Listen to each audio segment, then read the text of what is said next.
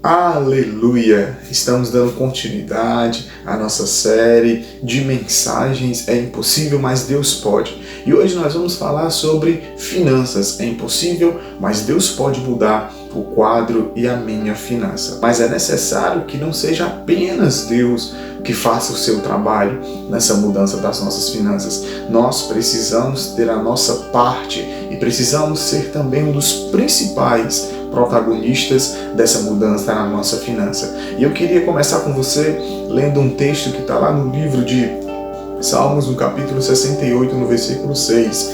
Deus dá um lar aos aflitos, liberta os presos para a prosperidade, mas os rebeldes vivem em terra árida. Deus é um Deus que gosta de ver cada um dos seus filhos habitando no lar. Mas existe uma coisa também que Deus não pode interferir, que é nas nossas escolhas. Nós escolhemos e temos esse direito de escolher o que queremos para nós. Eu acredito que Deus está fazendo, Deus está movendo e Deus quer sim de fato fazer com que a gente cresça cada vez mais, com que a gente prospere cada vez mais, com que a gente seja bem-sucedido em todas as áreas de nossas vidas, seja a área familiar, seja a área espiritual, seja a área emocional e a área também de finanças. E falar de finanças é sempre um desafio muito grande, porque uma das coisas que às vezes as pessoas chegam para mim e sempre falam, eu não tenho crescido, eu não tenho prosperado financeiramente, e eu sempre pergunto, como tem sido a tua gestão com as suas finanças? Como tem sido, como você tem gerido, como é a forma que você tem gerido as suas finanças? Você tem ganhado muito e gastado mais do que você tem ganhado? Ou você tem ganhado muito e tem conseguido administrar de uma forma correta, usar só para aquilo que de fato é preciso, ou tem investido em algumas coisas que vão te dar algum tipo de retorno? E nós devemos mudar muitas vezes a nossa forma de pensar com relação às finanças. Deus deixa claro, e o maior tesouro que nós temos hoje em nossas mãos se chama a Bíblia Sagrada. Esse tesouro nos dá o caminho correto que nós devemos percorrer com relação ao crescimento financeiro também, com relação ao crescimento espiritual, ao crescimento emocional e ao crescimento familiar. A Bíblia é o nosso maior tesouro, o nosso maior presente que Deus deixou para cada um de nós. Então devemos utilizar e usar a Bíblia como esse manual de crescimento também em prosperidade. Chris Vallotton, um dos pastores e escritores da Bethel Church, ele diz o seguinte: o pensamento de escassez aborta a prosperidade da nossa vida. Uma das coisas que nós devemos entender e mudar, principalmente também a nossa forma de pensar com relação às finanças, é a nossa forma de pensar com relação àquilo que Deus libera sobre as nossas vidas. Você é filho, você é herdeiro e co-herdeiro com Cristo Jesus. Então nós temos essa herança que vem de Deus e que vem do céu. A nossa mente, ela precisa ser mudada. A Bíblia também fala no livro de Provérbios que tudo que o homem pensa que ele é, ele se tornará. A pergunta que eu deixo para você é: você tem pensado e como você tem pensado de você mesmo? Você tem olhado para você e tem dito que você não vai crescer, que você não vai romper, que você não vai avançar e não vai conquistar? O interessante na vida de Moisés e daquelas pessoas que seguiam Moisés, ao qual Deus tinha confiado o povo na mão de Moisés, e existe até um fato bem legal na Bíblia, onde Moisés vai interceder pelas pessoas, e ali ele está tendo um momento conversando com Deus, e Deus fala que vai destruir aquelas pessoas porque eles estavam se afastando de Deus, eles estavam adorando outros deuses, eles estavam reclamando demais, murmurando demais, e Moisés começa a interceder pelo aquele povo, que eram milhões de pessoas. E aí Moisés diz: Senhor, se for preciso, não mata ele, mas tira o meu nome do livro da vida, mata a mim, mas não mata o povo que o Senhor me confiou. E Deus fala para Moisés justamente isso: Moisés, não matarei o teu povo agora, mas no dia da visitação da minha ira, eu vingarei todos os pecados do povo. E aí existe um outro fato também muito interessante e inusitado na vida de Moisés, que nós encontramos também lá no livro de Êxodo, onde Moisés levanta alguns homens para espiar a terra prometida, a terra que Deus tinha prometido para o povo de Israel depois do exílio, depois de viverem tantos anos presos a Faraó, a escravidão. E Deus tinha dado uma promessa para Moisés e para o povo de Moisés, que estava com Moisés. E aí Moisés levanta homens para poder ir espiar a terra de Canaã. E aí o interessante é que alguns deles voltam com um relatório totalmente negativo, dizendo que a terra tinha muitos gigantes, existia uma dificuldade muito grande de conquistar aquela terra, e 2 deles, chamados Caleb e Josué, voltam e trazem um relatório totalmente positivo para Moisés. Aquilo que eu falei para vocês, que a Bíblia diz que tudo que o homem pensa, ele se tornará. Com certeza Caleb e Josué entenderam e viram com seus olhos a possibilidade, não a impossibilidade. As tuas finanças, elas têm que trazer uma possibilidade para você, mas não uma impossibilidade que possa te dar uma dor de cabeça todos os dias. O dinheiro, ele é bênção para as nossas vidas, mas temos que ter cuidado no que o dinheiro pode nos causar e no que o dinheiro pode nos transformar. Em um momento em que Jesus está com um jovem rico, aonde ele chega para Jesus, se prostra diante de Jesus, ele faz a pergunta certa, está diante da pessoa certa, mas na hora de ter a atitude correta, ele não tem a atitude correta, é a atitude certa. E Jesus, chegando, conversando com o jovem rico, entende que tudo que o jovem rico fazia estava correto, mas precisava de uma coisa que ele precisava mudar, que ele precisava desapegar. E aí, o interessante é que Jesus diz: pega tudo que você tem, vende tudo, dá aos pobres, abençoa as pessoas. Eu consigo entender nessa passagem bíblica que tudo que nós temos apenas não tem que ser só para nós.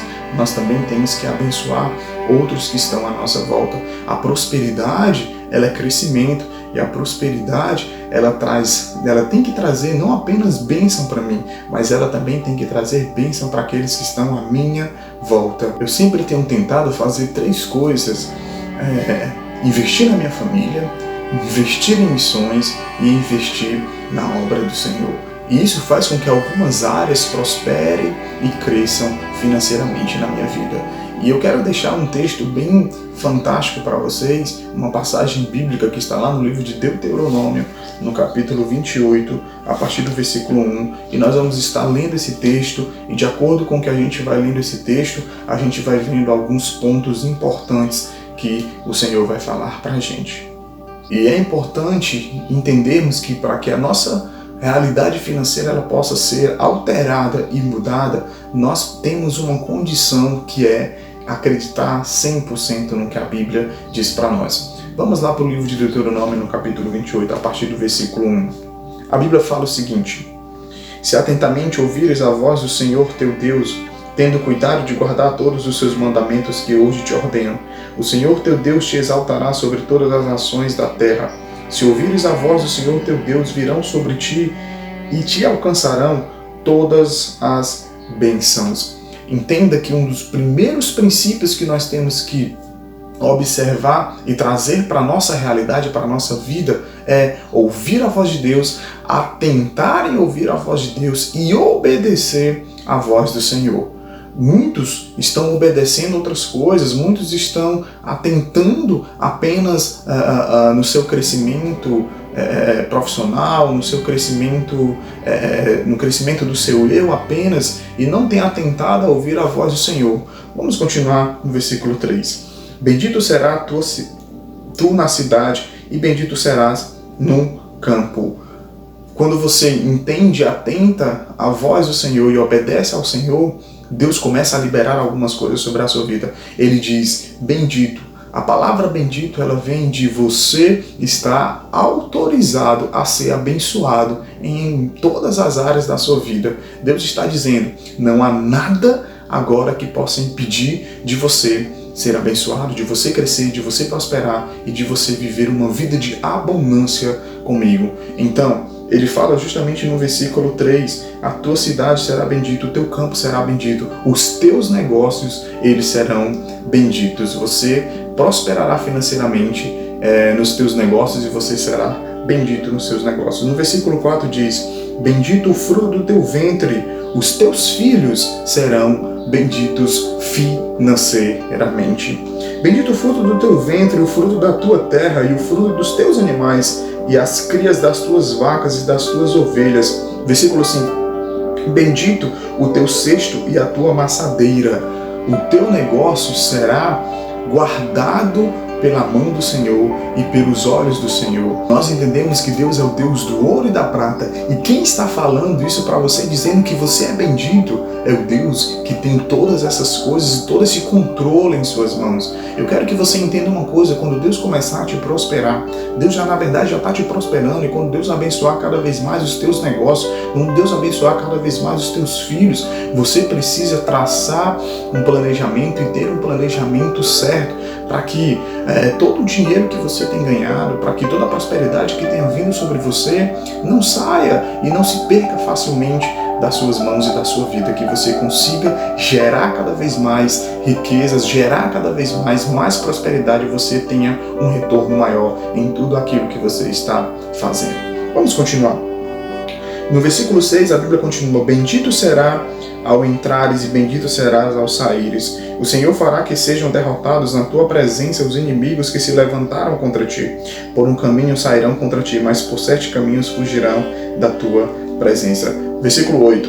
O Senhor determinará que a bênção esteja nos teus celeiros e em tudo que colocares a mão, e te abençoará na terra que dá o Senhor, teu Deus. O Senhor te constituirá para si um povo santo, como tem jurado, quando guardares os mandamentos do Senhor, teu Deus, e andares nos seus caminhos. E todos os povos da terra verão que és chamado pelo nome do Senhor e terão medo de ti. Versículo 11. O Senhor te dará abundância de bens no fruto do teu ventre, no fruto dos teus animais e no fruto do teu solo, na terra que o Senhor, sobre juramento a teus pais, prometeu dar-te. O Senhor te abrirá o seu bom tesouro, o céu, para dar chuva à tua terra no seu tempo e para abençoar toda a obra de tuas mãos. Emprestarás a muitas gentes, porém tu não tomarás emprestado. Deus está dizendo que os céus serão abertos, estão abertos sobre a sua vida quando você obedece a sua voz, quando você atenta à sua voz e quando você anda nos seus caminhos. E Deus deixa bem claro para mim e para você que você não tomará emprestado, mas você emprestará. Você é bendito nessa terra. Declare sobre a sua vida e sobre as suas finanças e diga: eu sou abençoado financeiramente, eu crescerei, prosperarei financeiramente e eu terei o controle correto de todas as finanças que eu, de todas as riquezas que eu estou gerando no Senhor. Amém? Versículo 3. O Senhor te porá por cabeça e não por cauda, e só estarás em cima e não embaixo, se obedeceres aos mandamentos do Senhor teu Deus, que hoje te ordeno para os guardares e cumprires. É importante entendermos também que não é apenas obedecermos, mas é cumprirmos também os mandamentos do Senhor. Deus te colocará numa posição de liderança, Deus te colocará numa posição de cabeça. Deus está dizendo que você será empreendedor, e o seu empreendimento, naquilo que você for empreender, aquilo que você está plantando, você vai colher de uma forma bendita, de uma forma onde você vai ser abençoado. Seus filhos também receberão essas bênçãos.